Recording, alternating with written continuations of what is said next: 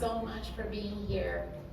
Thank you for making time of your precious life to be here. I'm sure a lot of people are curious about what Ayurveda is. My name is Pollyanna Miranda, and I have been studying the holistic arts and the holistic healing techniques for many decades, and in the last 5 years I got the permission to share what I have learned. That means that I got certified as an integrative health coach and teacher, and that now I am deepening my studies on this amazing art and science that is ancient. The science of Ayurveda is ancient, really thousands of years old.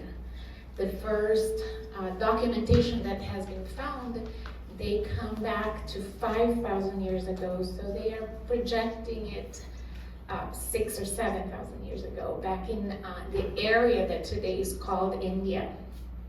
And when the first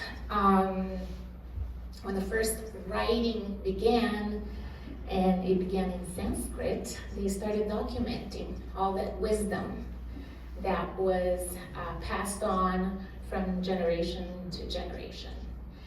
And Ayurveda means this. Here you can see these two words.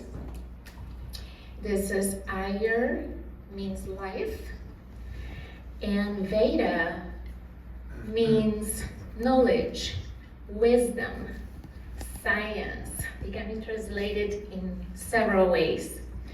And it also, Ayurveda is just one line of the Vedic scriptures that began then 6,000, 5,000 years ago. And there are several ramifications from the Vedas, and it's the science of the universe.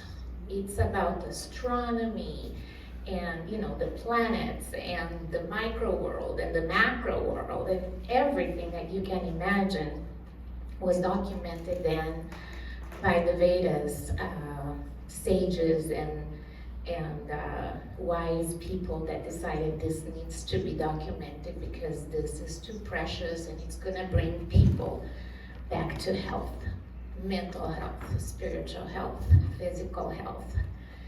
And so Ayurveda is just one little stream of the Vedic scriptures. And and it's also the mother of all sciences. It's the mother of all medicine. And it's ever moving. It's ever, it always gets added on because we learn more things. The world changes. Our health changes. Our habits change. And everything moves all the time. And one of the things that the Vedas teach is that the universe is always changing. So if the universe is always changing, we are too. The person that sat down in this chair today, like 5 minutes ago, is not the same person that is sitting down right now. Isn't that mind-boggling? Because our bodies are functioning. So you're digesting the food.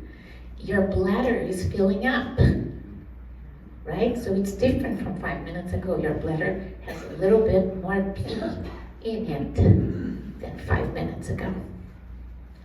And also, what you're receiving now through your eyes is making you think.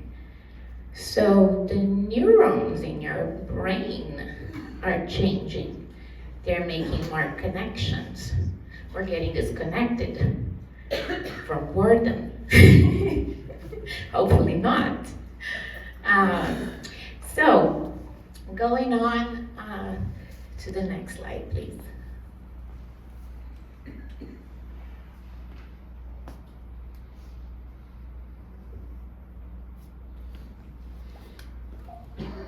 So Ayurveda, we're going to see now that Ayurveda comes to us through a stream of consciousness. And it shows that everything is pure consciousness. What is consciousness? Does anybody have an idea? Give me a word, just here in the room. Awareness. Awareness is a very good word. Another word for consciousness. Can't hear you, what? Present. Oh yeah, only the presence of spirit can make you aware of things. Very good. Okay, so it's the intelligence that is innate in everything, in everyone, in every single cell, in every single atom. Have you asked yourself, how is the atom of oxygen decides to be friends with hydrogen to make water? Where is that intelligence? I mean, have you ever thought of that? How is it that the molecule of water vibrates so different from molecules of other elements? And it remains water. It can turn into vapor. It can turn into ice, but it's still H2O, right? And they know how to remain together. There is also, we are always in connection with our environment. The same water that rained on you today can become the water that you drink. And then it's the water that you pee. And then it's the water that goes into the stream, into the ocean. And it will evaporate again.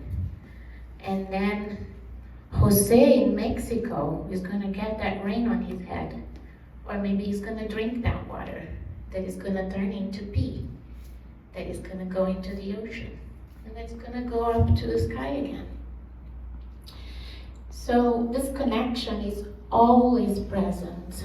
So if we take care of the purity of that water, we're always going to have good water to drink. Good water to hydrate us, the animals. So the quality of your environment affects directly of the quality of your health. There is also this intelligence created the mind. The mind is very complex, right? The mind is the one that brings trouble sometimes. There are some people that have a monkey mind that won't stop. I'm not going to say some people, I'm going to say all people have that monkey bugging them, right? The monkey mind. But we can use that because the mind is very, very precious tool that we can use if we become masters of this mind and we don't allow the other the monkey that we call monkey is the ego to rule it, right? So there is a level that is even deeper, that goes even deeper there. And what created all of this? The mind, our intelligence, the ego, the physical body, the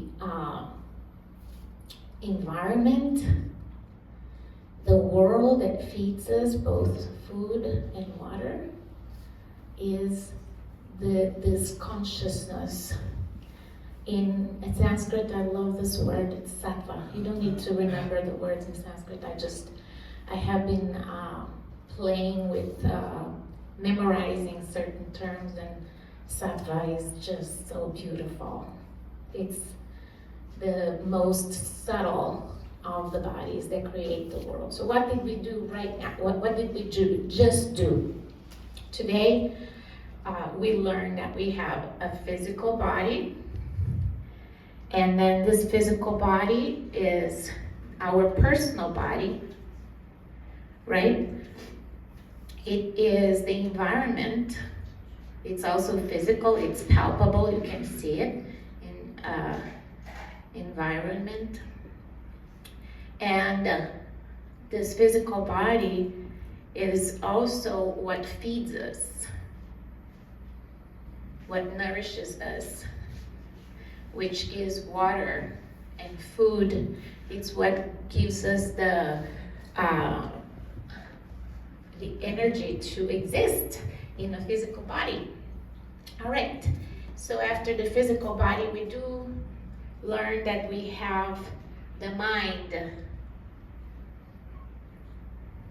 The mind is divided in, we already saw that, the intellect, the mind itself, the intellect, and the ego, right? So the mind is the one that floats around, is the one that we can't control. Then we have the ego, which is the monkey mind. And we have the intellect. The intellect is the one that gives us discrimination, and you can go to the bad judgment and the good judgment.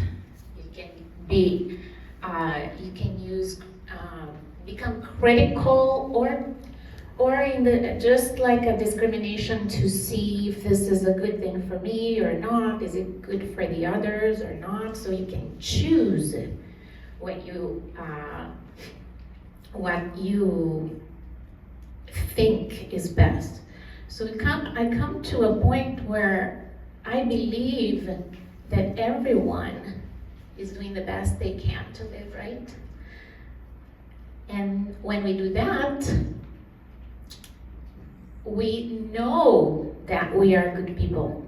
We just sometimes let the ego play games with us a little bit. The ego is very important because the ego is the one that gives us our identity, you know. So let's take a moment and close your eyes for just 1 minute and think of who you are. So ask yourself, who am I? What's my name? What's my place in this world? What's my place here in the club or in my family? What makes me unique and an individual? So that's good to have an ego. You can open your eyes and see, well, yeah, it's good to have an ego. So I can experience this world. I can experience everything I see, everything I hear, I taste, I touch, right? With all the senses. So that's what gives us that perception. So it's very important. But the one that created it all, and all of these are layers of a human being, and we're gonna get to where all the pillars of health come right after this, I promise.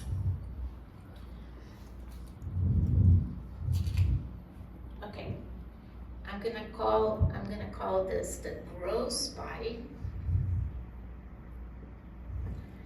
Not gross, disgusting. Gross, dense, physical, palpable, okay? And now we're gonna call this the subtle body. I forgot the T there. And then we're going to call the next one the causal body. The causal body is the most subtle of all, or subtlest. What do you say? The causal body is the one that is that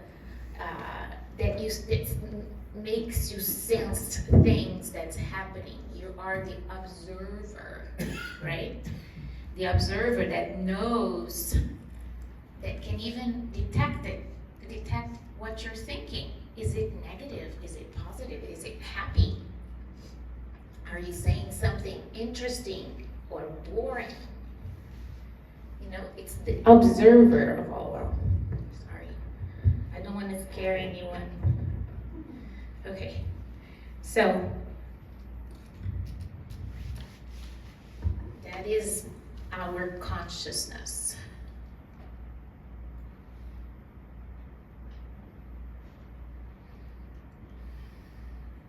Okay, so there comes the intelligence again. It's the consciousness that is present everywhere. All right, so with this consciousness, we're going to stop again, and we're going to take a mini break for awareness of now. Okay? So you can play Deuter very low. Deuter, that other artist that I wrote down there. Deuter is the artist. John knows. Yeah. So what we're gonna do is we're gonna become aware of. You can close your eyes, put your feet flat on the floor, so there is like you can sense everything, right? We're going to sense the air that is around you. Is it cold? Is it comfortable? Is it moving? Is it still? Now, we're going to just feel your eyelids closed. Feel your skin being touched by the air. Feel your muscles relaxing. Feel your organs relaxing. Pay attention to your breath.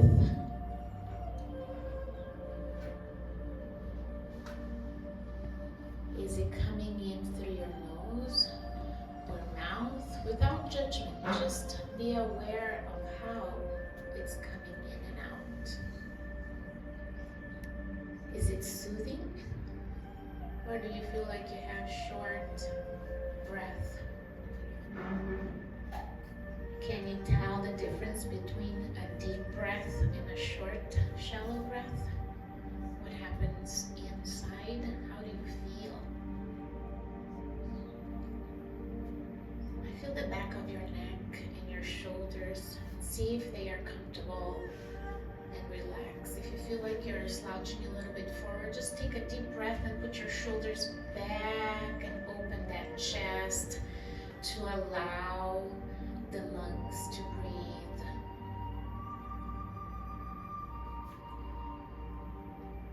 All right.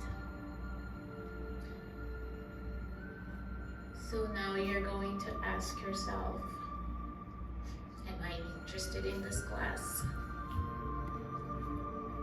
Is this interesting to me? Where is that going? Okay.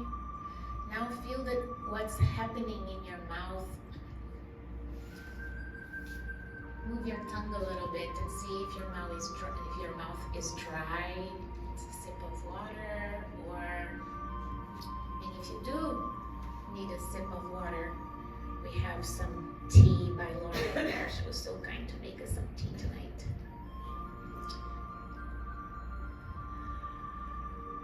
I want to take advantage of the state of calm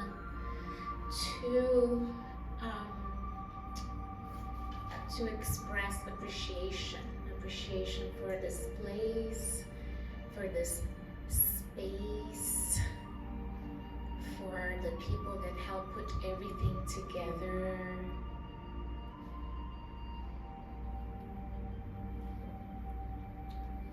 And now you can open your eyes, move your eyelids, move your mouth, take another nice deep breath.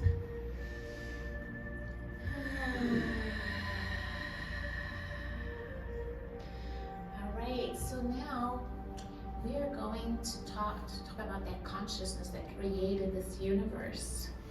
The first thing that exists for this universe, entire universe, not only this world or us or our pets, talking about the whole universe, is space. Oh, I am going to show you my artwork. This is the representation of space. These are in the negative, I guess. The space is represented by stars in the sky. So, and this, I want to make it clear that it is, well, we can move on to the next slide. And this is actually a representation of space according to the Chopra health program. I love the way they did it, and copy it. And I have the permission because I am a student and a teacher of the Chopra health program. That's why I'm here. So this is the space. And so what is space? What is space? It's the first word that comes to my mind is potential, right? Anything can happen in space. If you enter an empty room, like you just bought a house and it's empty, oh my, there is so much potential. I can put everything in there, everything that I want, the way I want, the colors that I want. And space is everywhere. There is more space in this universe than stuff, than matter. And because of space, things can move around. They can exist, right? If you look at the molecule, or let's say the atom level, if you look at an atom in a super duper electronic microscope, you will see nothing. There is just empty space. The nucleus is empty. What is in there? Just energy vibrating, intelligence vibrating. So that consciousness, some people call it divine consciousness, because it's the one that created everything, right? And that intelligence tells that particular atom to be something, right? So, how many atoms, how many elements are there in the periodic table? Oh my gosh, they are finding more and more and more because things are being created, and it's the frequency of each one of them that will tell what to be. Nobody's teaching them or micromanaging. You are an atom of oxygen, and you stay right there because I want two of you, hydrogen, to touch and hold hands with this oxygen and make water. No, there is nobody telling them what to do or who to be. They just are, right? And we are monkey mind. We want to control the world. We want to control everyone in our neighborhood. We can barely control ourselves. Relax, people. No control. Okay, next. So space is potential. Space is what gives room for everything to exist. And it's very subtle, right? It's so subtle, it's like consciousness.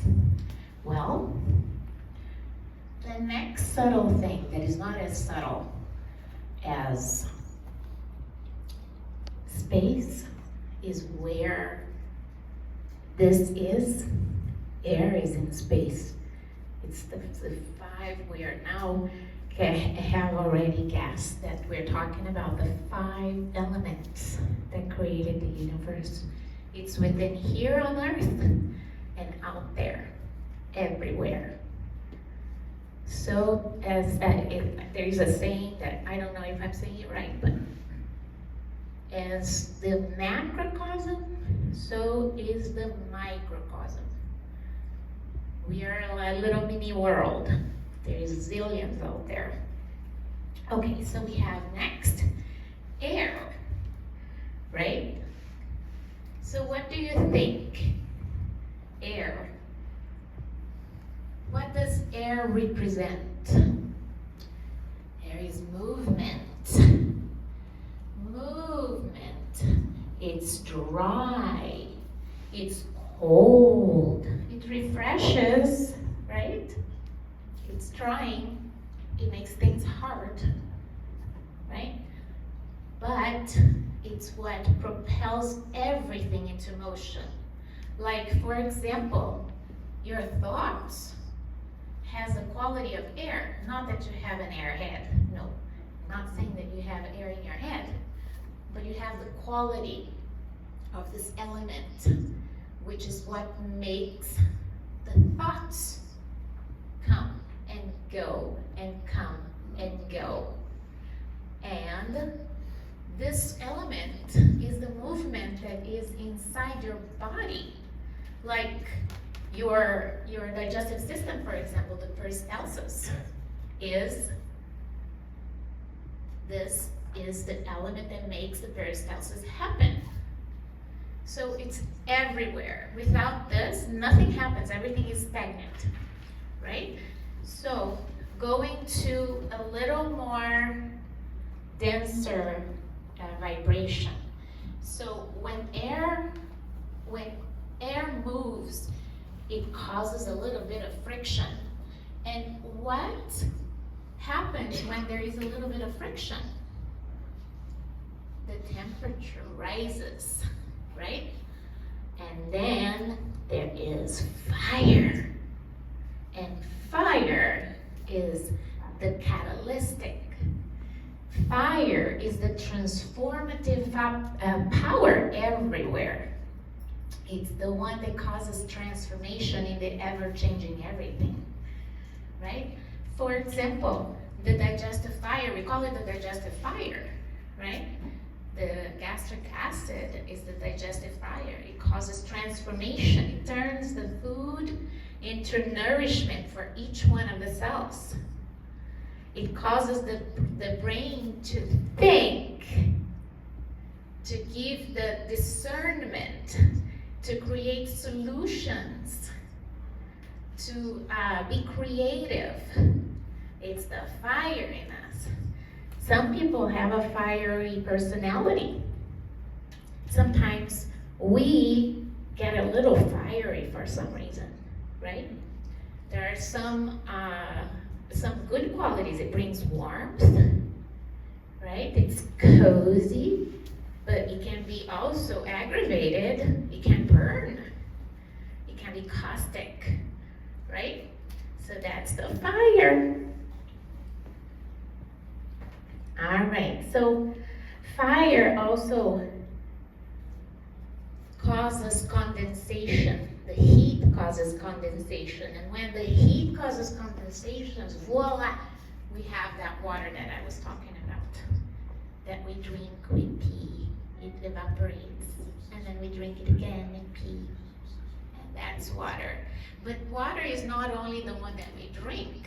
The water is very cohesive. It's the one that connects everything. So inside the body, for example, I say for example a lot. My husband makes fun of me when I say for example, because I say it a lot. For example,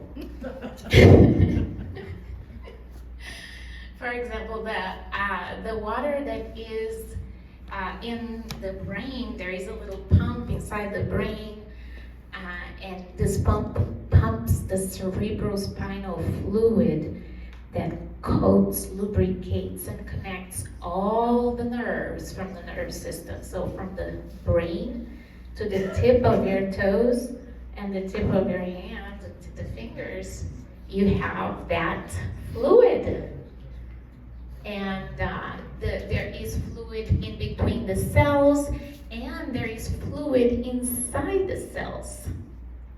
And that space, the air and the fluid inside the cells, give room to all of the organelles that are responsible, the mitochondria. I'm sure you have heard of the mitochondria. Everybody's talking about the mitochondria. Let's eat some mushrooms because our mitochondria are sick, so let's get them healthy again. So mitochondria are the one little organelle inside the cell that is responsible for energy. So, yeah, eat some mushrooms, it helps. Anyway, and then water. The world has at least 70% water. And so is our bodies, at least 70% water. If you're dehydrated, you probably have a little more. If you're well hydrated, you probably have a little less. More water in the system. So, and it's precious. It needs to be preserved. It's one of the most precious of all of the precious elements, right? So we're getting denser here, right? We're getting denser here. We have one more element to talk about. Earth. What is Earth? It's everything that is matter, that appears to be solid, that you can see it as you know, because everything is consciousness. This is all an illusion, right? So, we have something that appears to be solid. It's Mother Earth. Mother Earth and everything that it contains. All the plants, all the dirt. The dirt is so complex. It's a lot. We just call it dirt because we don't know what else to call, because there is so many things in there, right? It's not only that, whatever. It's not just dirt. So this is the one that feeds us, along with the water, right? So here we talked about all of the elements. And we're going to take a break because I need to drink water. And by the way, my body needs a little water because if you speak, you also lose water. And when you sweat because you're nervous, oof, you lose a lot of water. So if you need water, let's drink water. Or iced tea. There's iced tea. Or over iced there. tea. Or iced tea, yeah.